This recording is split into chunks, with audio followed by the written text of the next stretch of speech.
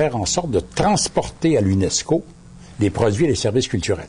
La culture ne serait pas un bien commercialisable, comme les autres, et donc on permettrait, pour les biens culturels, de pratiquer la discrimination entre les créateurs domestiques, par exemple, et les créateurs étrangers. Vous voyez? Ça, c'est en train de se discuter. C'est pas du tout gagné, hein? C'est pas du tout certain que celle-là va être gagnée. Après ça, il va y avoir indiscutablement à l'OMC une crise au sujet de l'éducation. Comme l'éducation est de plus en plus privatisée, est-ce que c'est un bien commercial, commercialisable? Si ça l'est, ça passe sur juridiction de l'OMC. Donc, non-discrimination. Vous voyez ce que ça veut dire? Après ça, il va y avoir la santé. Parce qu'elle aussi se privatise de plus en plus à travers le monde.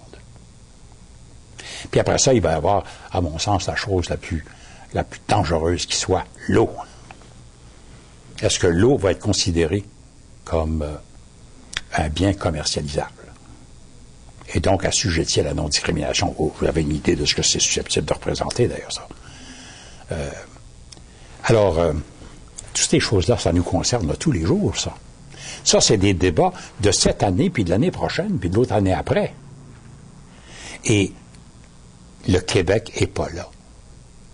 Le reste du monde, il y a de plus en plus de pays qui viennent des pays indépendants. Tout le monde comprend à l'heure actuelle, à travers le monde, que l'État-nation, l'État qu'on contrôle, c'est notre meilleure protection contre les dérives de la mondialisation, contre les dangers de la mondialisation. C'est quand on a son propre gouvernement qu'on peut se défendre, parce que là, on peut y aller, savoir ce qui se passe, puis voir comment, qu'est-ce qu'on fait à l'égard du consensus. Est-ce qu'on travaille dans le même sens ou si on cherche à faire qu'il n'y en ait pas? Et à l'heure actuelle, on ne peut pas faire ça. Et il y a des scènes, moi, qui me touchent au cœur là-dedans, comme par exemple au moment du sommet des Amériques, à Québec. 35-40 000 personnes circulent dans la basse ville et demandent quoi? Que leur gouvernement les protège contre la mondialisation. Et leur gouvernement, il n'est pas dans la salle, dans la haute ville. Il se manifeste seulement par un panneau lumineux. C'est le gouvernement du Québec qui est pas à la table. Alors pour moi, ça a été un coup.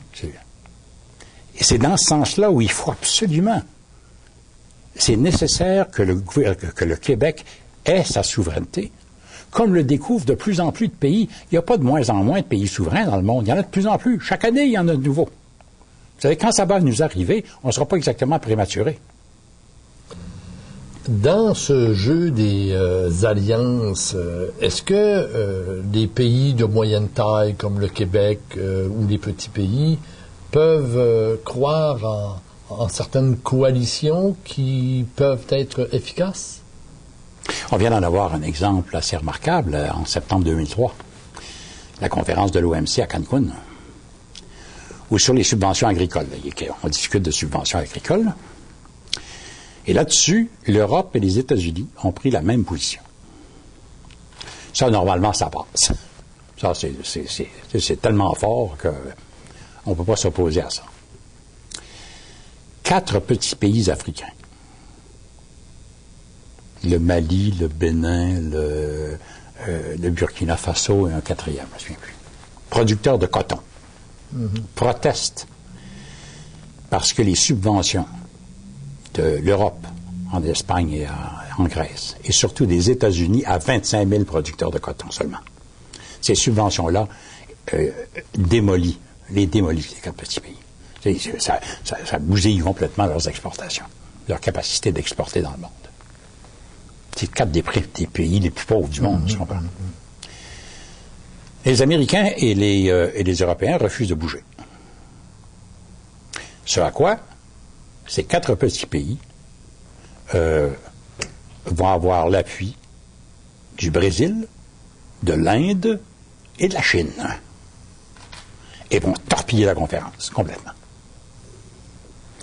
Moi, à ma connaissance, dans ces négociations internationales, c'est la première fois qu'un front commun des États-Unis et de l'Europe était battu. Et ça vient de 4 petits pays producteurs de coton, parmi les plus pauvres du monde. C'est une belle histoire. Et donc, on peut croire que le Québec, qui n'est pas un petit pays, non, pas du tout.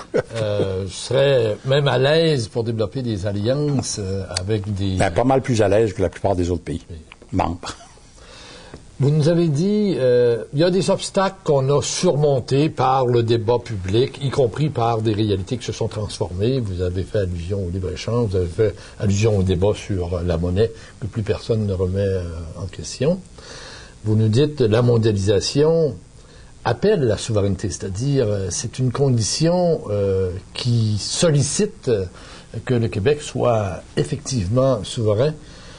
Et si vous aviez à identifier les principaux obstacles qu'il nous faut surmonter, lequel vous identifieriez le premier?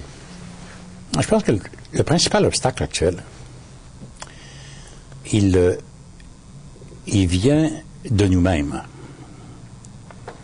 On a beaucoup de difficultés. Pas depuis toujours. Ça n'a pas toujours été comme ça. On a beaucoup de difficultés à discuter du Québec dans sa totalité. À comprendre un problème québécois et à envisager une solution québécoise à ce problème. Ça donne lieu à certains moments à des aberrations. Par exemple, les garderies à 5 $. C'est bien, les garderies à 5 $. C'était remarquable même comme geste à poser. Il y a un problème cependant, c'est que pour beaucoup de ceux qui ont mis leurs enfants dans les garderies à 5 $, ils se trouvaient à renoncer à un avantage fiscal fédéral qui était certainement plus important que ce qu'ils obtenaient du programme de Québec. Sauf que l'avantage fédéral venait 1 an plus tard, alors que les garderies à 5 $, les avantages, c'est tous les jours. Il reste que la combinaison de ces deux mesures fédérales et provinciales donne au net un cadeau du Québec à Ottawa de 285 millions de $ par année. C'est pas Ottawa qui nous fait un cadeau, là, c'est le contraire. Puis on le sait pas. Parce qu'on n'est pas capable de se dire, au Québec, il y a des enfants. Quel genre de politique, allocation familiale, quel genre de politique on doit avoir à l'égard de ces enfants-là? Au complet, là, pas un demi-enfant, là. Pas des politiques qui se contredisent l'une d'autre. Qu'est-ce qu'on fait à l'égard des enfants du Québec? Cette vision du Québec, on ne l'a plus. Et c'est embêtant parce que on a mis tellement d'années à construire des choses importantes, majeures au Québec, pour faire du Québec, quelque chose qui se tenait debout. Pas nécessairement. Des fédéralistes ont agi dans le même sens. Jean Lesage n'était pas un souverainiste. Mais tout ce qu'on a pu mettre en place sur le plan de la réforme de l'éducation, sur le plan des grandes institutions économiques, c'était destiné à bâtir un Québec. Là, on a beaucoup de difficultés à voir le Québec. On voit des bouts du Québec provinciaux, puis des bouts du Québec fédéraux. À la limite, ça donne ceci, c'est que l'Observatoire sur la mondialisation, qui venait d'être créé à Québec, et qui était notre fenêtre sur le monde, pour comprendre ce qui s'y passe, ça a été un des premiers gestes du gouvernement Charest de l'abolir. Il faut qu'on soit provincial, puis qu'on ait notre bout. Vous venez d'en voir un exemple assez remarquable de ça, avec les discussions sur la santé, la conférence fédérale provinciale sur la santé. Étonnant comme phénomène. Monsieur Charest obtient, je ne parle pas de l'argent ici, il y en a pas mal moins que les journalistes envoient, mais ça c'est une autre paire de manches. Monsieur Charest obtient la possibilité de dépenser cet argent dans le domaine de la santé, mais comme le Québec l'entend.